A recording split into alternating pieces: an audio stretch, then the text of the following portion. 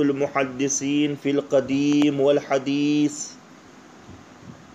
امام مسلم رحمۃ اللہ علیہ کی اس مائے ناز کتاب کی بہت سی خصوصیات کی بنا پر حضرت مسلمہ ابن قاسم اپنی تاریخ میں تحریر فرماتے ہیں، لم یزا احد مثلہ۔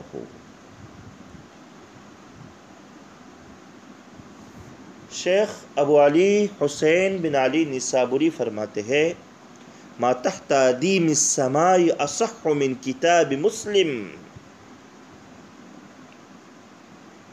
علامہ مسلم بن قاسم قرطبی فرماتے ہیں، لم یزا احد مثل صحیح مسلم فی حسن الصناعت و جودت الترتیب لا فی الصحت۔ صحت میں گویا کہ ان کے نزدیک امام بخاری رحمۃ اللہ علیہ کی جامع صحیح کا نمبر ہے۔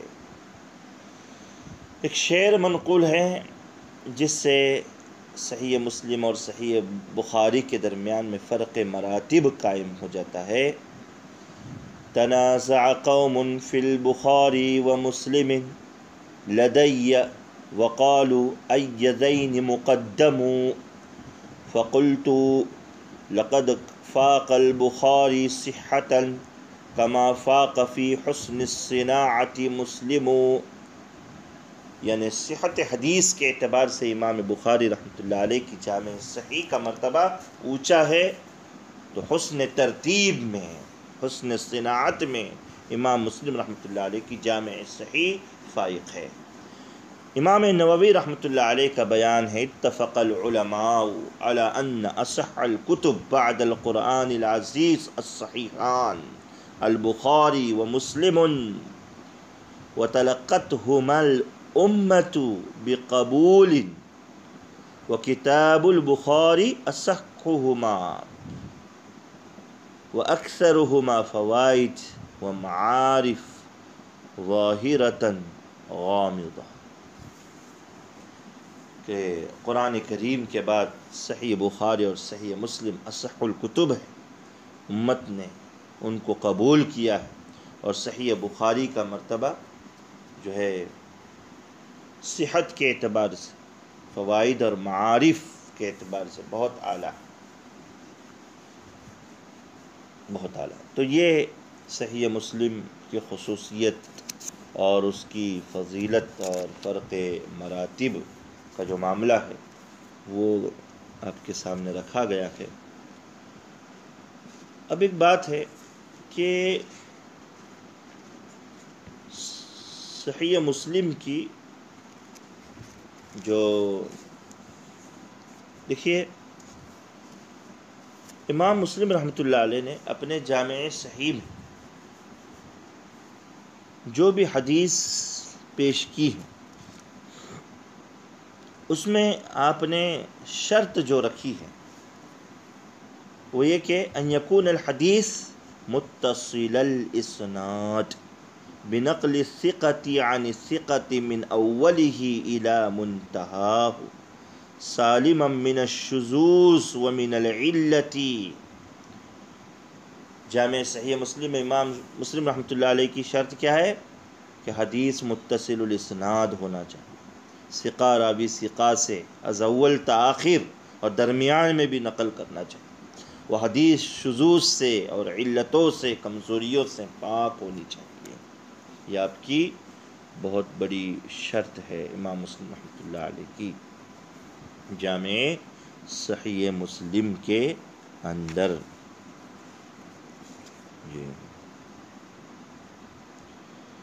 اس لیے روات کے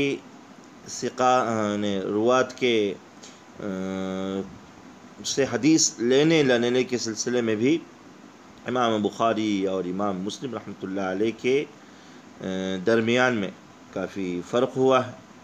جیسے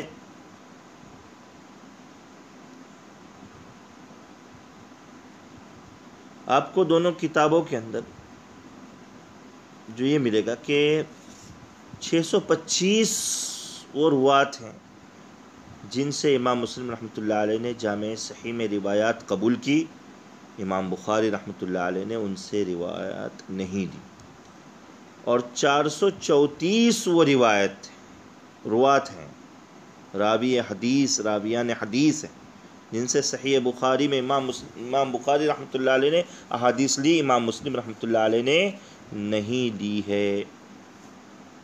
امام حاکم نے اپنی کتاب میں اس کا تذکرہ کیا ہے، جیسے امام ابو الزبیر مکی، سہیل بن ابو صالح، علاء بن عبد الرحمن، حماد بن سلمہ، یہ مسلم کے روات ہیں، امام بخاری رحمۃ اللہ علیہ نے ان سے روایات نہیں لی۔ اس کے علاوہ حضرت عبداللہ بن عباس رضی اللہ تعالیٰ عنہما کے مولا اکرمہ مولا ابن عباس، اسحاق بن محمد الفروی، عمرو بن مرزوق، یہ بخاری کے روات ہیں، امام مسلم رحمۃ اللہ علیہ نے ان سے روایات نہیں دی ہے، امام مسلم رحمۃ اللہ علیہ نے ان سے روایات نہیں دی ہے۔ بعض حضرات نے یہ بات کہی ہے کہ صحیح مسلم کے اندر 4 منقطع روایات ہیں، لیکن امام مازری رحمۃ اللہ علیہ نے جواب دیا ہے کہ یہ ان کا وہم ہے، وہ تمام روایات بھی متصل الاسناد ہیں اور ان کی باضابطہ طور پر تحقیقات پیش کی گئی ہے کہ ان کے اندر جو ہے انقطاع کی کوئی وجہ نہیں ملتی ہے۔ اب یہ بات ہے کہ صحیح مسلم کی مقبولیت ہے اگلا عنوان جو ہے، کہ جس کی وجہ سے اس کی شروحات بھی بہت سے علماء نے لکھی ہیں۔ ان میں سے کچھ مشہور و معروف شروحات کے نام آپ کو لکھائے جا رہے ہیں۔ پہلی تو مشہور و معروف شرح ہے شیخ شافعیہ امام نووی رحمۃ اللہ علیہ کی، جو المنہاج فی شرح صحیح مسلم ابن الحجاج کے نام سے مشہور ہے۔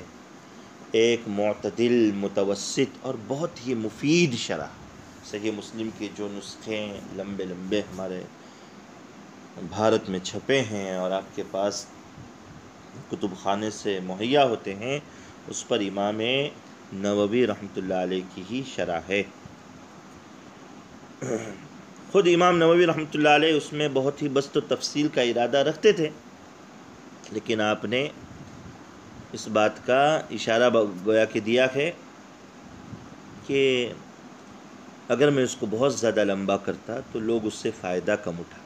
بہت مختصر شرح آپ نے کیا اور بہت جامع اور معنی ماشاءاللہ شرح ہے امام نووی رحمۃ اللہ علیہ کی۔ اس کا اختصار علامہ شمس الدین محمد بن یوسف قونوی الحنفی نے کیا ہے، مختصر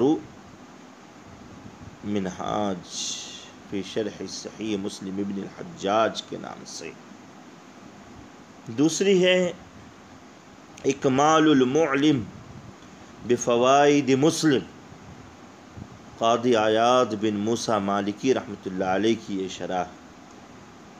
تیسری ہے المعلم بفوائد مسلم، امام ابو عبداللہ محمد بن علی المازری رحمۃ اللہ علیہ کی یہ شرح۔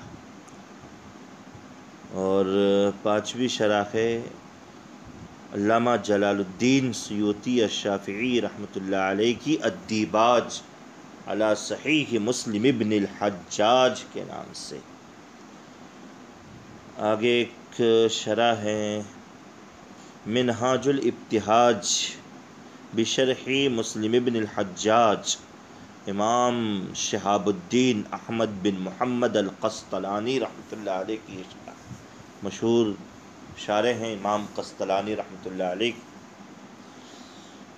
ایک مزید شرح ہے جو علامہ شبیر احمد عثمانی رحمۃ اللہ علیہ نے لکھی ہے، فتح الملہم بشرح صحیح مسلم کے نام سے، اور اسی کا تکملہ حضرت مفتی تقی عثمانی دامت برکاتہم العالیہ نے تکملۃ فتح الملہم کے نام سے لکھا ہے۔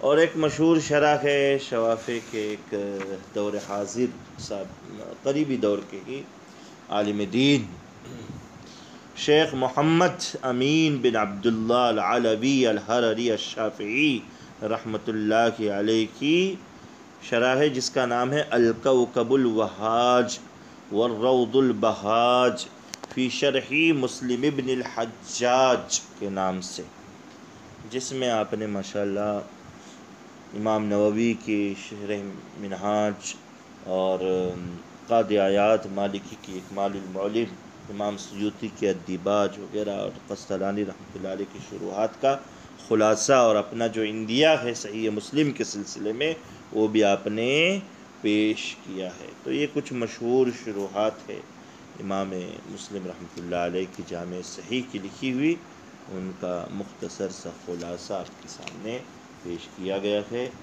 ان تمام چیزوں کو آپ نوٹ رکھیں، انشاءاللہ سوالات دیے جائیں گے تو پھر آپ کو اس کی روشنی میں ہی ان کے جوابات لکھنے ہیں۔ جزاکم اللہ خیر و احسن الجزاء۔ جمعہ ہے، درود شریف کا اہتمام فرمائیں۔